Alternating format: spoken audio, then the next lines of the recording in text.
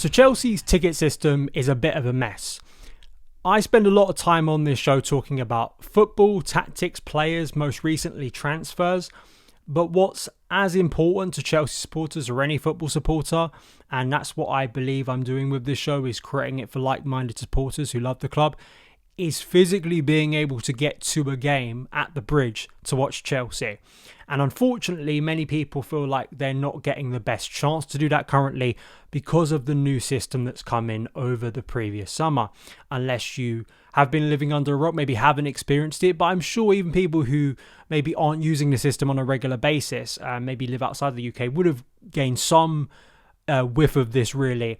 Effectively, over the summer, Chelsea changed and kind of overhauled their ticket system. Not only did the Ticketmaster come in to kind of oversee it as a system online with the portal that you go onto to buy tickets, but also digital tickets arriving at Stamford Bridge. Chelsea have been a little bit later than some other clubs. I know this has been installed at multiple Premier League clubs, and to be honest, digital ticketing is pretty general now. When you go to events, go to concerts, maybe even going to the theatre, go to the cinema, it's something that is not exactly freakish. But with this new system came a lot of growing pains, and as I'm sure maybe people experienced themselves, and I know people experienced when they went to the Palace game, as I did. I was quite fortunate that I didn't have many issues, but as season ticket holder, you no longer have a physical ticket, you have it on your phone, so you have it set up when you're going into the ground, and many people had struggles on the opening day, and there have been many problems since. Even on the day of recording of this, the morning recording of this, there were major problems with Chelsea fans trying to buy tickets to multiple games and the online system just not working well. We have had reports of loyalty points not being selected properly or being installed on the system properly, and people being able to buy tickets when they shouldn't have been able to buy tickets. It's been a bit of a mess. So I think a brilliant person to speak to about this is Dom Rosso. Dom is a vice chair of the Chelsea Supporters Trust. He does a lot of great work with the club, and he himself expressed a frustration about the ticketing system, which is why I wanted to speak to him. And we'll get it out in the open and speak about it, and maybe the concerns. Is it maybe going too overboard? Is this to be expected? But what can be done, and what are the club maybe doing to try and rectify things? So great to have Dom on the show, and I hope many of you find this insightful, interesting. Those who do go to games regularly, those who maybe are trying to get to a game, because I know I get questions from people across my social media accounts. They may be traveling to the UK and they're trying to get tickets. This will probably affect you. I'm sure it will affect you, even if you want someone that is a season ticket holder, is a member trying to get to games regularly. So hope you enjoy it. Hope it's insightful. Let's get to the conversation with Dom right now. So Dom, thank you so much for taking the time to speak to me today. It kind of, this pod in particular kind of sprung off of your tweet, and to be honest, I've seen many tweets about these frustrations. Just generally, your kind of, from your vantage point, and the conversations you've had with the club via the CST, what has been your kind of assessment of the new system so far at Chelsea? Look, thanks for having me on. It's a bit of a mess, isn't it?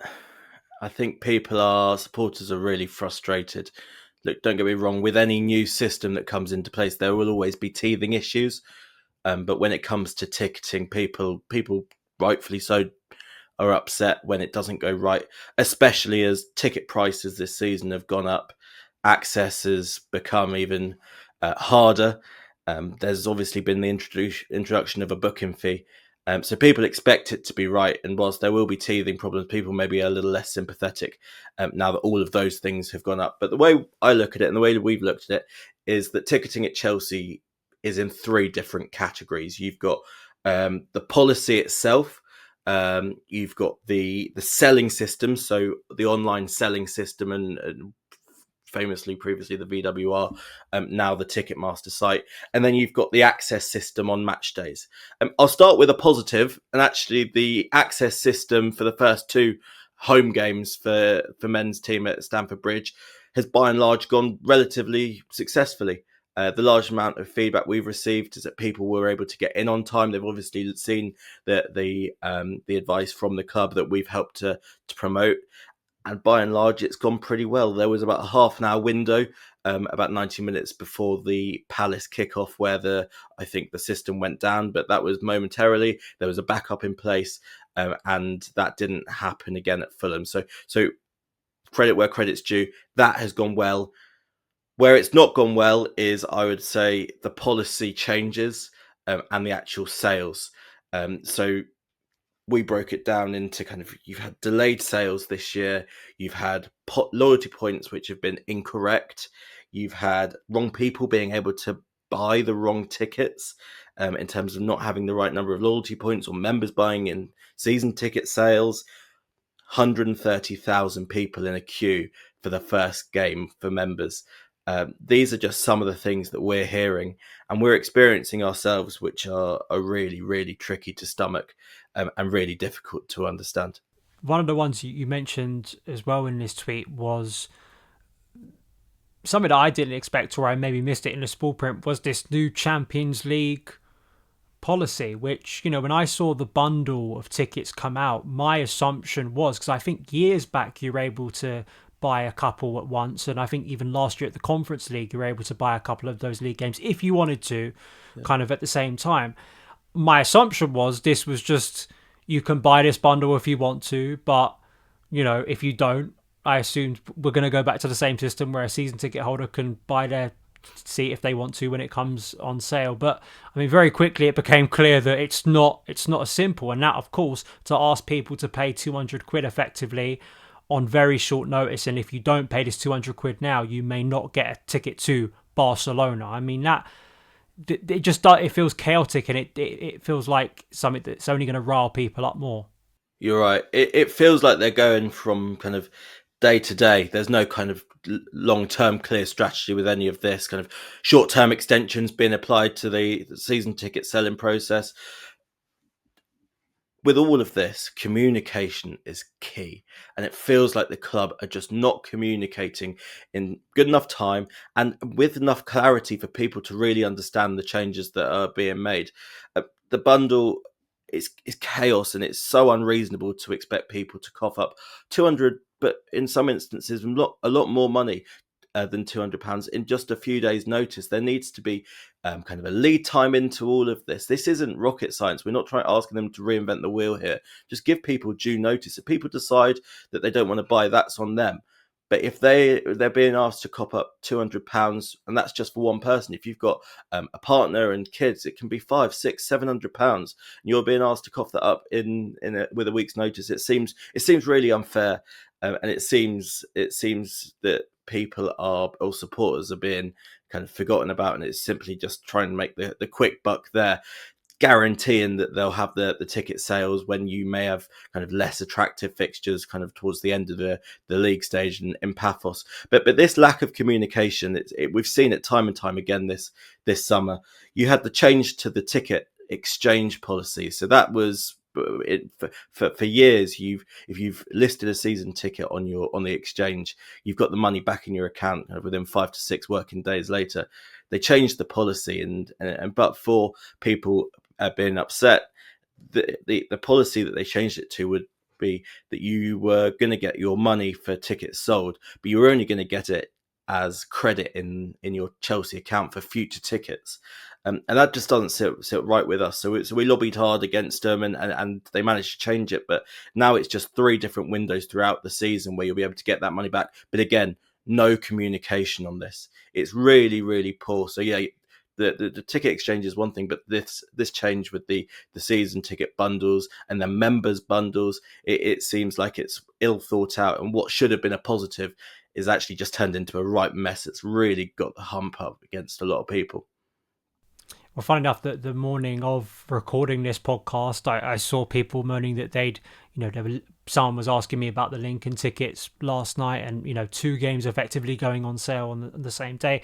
I guess to kind of throw the devil's advocate kind of point of view is that I think kind of on 2 fronts, right? That with a club as big as Chelsea, where the demand is always going to be substantial, like we know even through more leaner times in recent years, the demand for Chelsea are a global brand. I get DMs, I'm sure you do, asking me about Chelsea tickets and where people, the demand is always going to be there. So I guess on one point, how do you create a ticketing system that's gonna please most people? That seems pretty difficult. But then also, this is a new system after years of another system. Is it a case of just there was always going to be these tech problems, and can you just be a little bit patient with us? Can you understand those two kind of points? I get it from both sides. I think people, as I said earlier, are maybe less sympathetic because tickets are an emotive subject. People are maybe a little bit more or less understanding because ticket prices have gone up, concessions have been cut, booking fees have been introduced. I don't think it helped that over the summer last month, the head of ticketing at Chelsea, has been at the club for over 21 years, left. I mean, out of all summers for them to leave, this would have been the worst one. And things which are frustrating supporters haven't happened in the past under his leadership. But it makes when they're putting kind of two sales on at the same time, 10 o'clock this morning for the Lincoln game and for the bundles for members who had 10 loyalty points. It was carnage, and I mean, I didn't have a sniff to try and get a Lincoln ticket, but I was still sitting there an hour and 10 minutes later trying to get in. And people have got lives, people have got jobs that they need to get on with, and I mean, I'm fortunate enough that I could take a bit of time out of my day, but people haven't got that luxury, and it is really frustrating. And just with the Lincoln tickets, I mean, you've got a 1,800 allocation, you're not selling it on loyalty points. What is the point of having a loyalty point based system? It really just doesn't make sense. And you've got people who go to Astana, both season ticket holders and members who would have been at the top of that loyalty points bracket, who are missing out. It doesn't seem fair that they're making those sacrifices to go and watch their team travel all the way to the other side of the world, and they're the type of people who are going to miss out. Of course, you don't want to close shop. You don't want the completely the same faces. You want to make sure that you've got lots. You're able to support new fans, of course. But what's the point of having a loyalty points program unless you're going to actually use it? But that's just one of the small kind of decisions which don't make sense and are really starting to rub supporters up the wrong way. So yes, there will always be teething problems, but there will always be teething problems with the actual selling system. But when the policy and the decisions around the ticket selling process are odd, people have got no sympathy. In terms of the CST and the stance, you've mentioned communication a number of times. What in particular? I know it probably sounds a little bit like a dumb question. Obviously, communication, right, of these things, but in particular, in terms of what is the type of communication in terms of timescale and rectifying these chaos and confusion things that kind of it seems that every single area of the ticketing situation at the moment is affecting somebody. I mean, even if you're not going home and away and you're not on there in the morning trying to get Lincoln tickets, even if you're just, have your season ticket, you might still be struggling. What is the things that you think that the club should be rectifying to make up for this and hopefully buy back some trust? Look, we've been going to Chelsea for so many years using the old system. And I mean, the old system was a bespoke ticket selling system for Chelsea pretty much. So it got it right. And yes, of course, there were teething problems, but when kind of you're putting aside an hour to try and get Manchester United tickets and the loyalty points are not correct, you feel demoralised that you're sitting there waiting and then they're cancelling the sale with 20 minutes to go. So I think it's about kind of planning ahead. With all of this, it's about planning ahead. Those bundles should not have been put on sale last week. They should have been put on sale months ago. We qualified for the Champions League back in May at Nottingham Forest. They should have been on sale over the summer once season ticket renewals were done. There should have been a clear plan. For years, we've always had the on-sale dates on the Chelsea website announced about a week after the fixtures were announced, and it was really clear when you could book off an hour to get your tickets. It doesn't exist at the moment. And this is one thing that maybe the club don't quite get, is the effect that it's happening. It's impacting on supporters' lives. It's not just about accessing the stadium. It's about all of these decisions which go into making a ticket buying process. And at the moment, it's being failed. So I think for us, from the Supporters Trust point of view, we are flagging any issues that we're seeing. We're encouraging supporters to get in touch with the ticket office directly and the supporters service email address directly, so that it's just not us who are flagging these problems. But this is a widespread issue that is affecting a lot of supporters at the moment, and the club need to do better. In terms of, I guess, the long term, just thinking about it as we've been talking about this, I mean, I think the fear would be, right, this kind of system currently for the run-of-the-mill Stamford Bridge games, League Cup games, Champions League games, I guess the fear would be is a Champions League final where the allocation is less and kind of the demand is very high, or a League Cup final, right? Like an FA Cup final.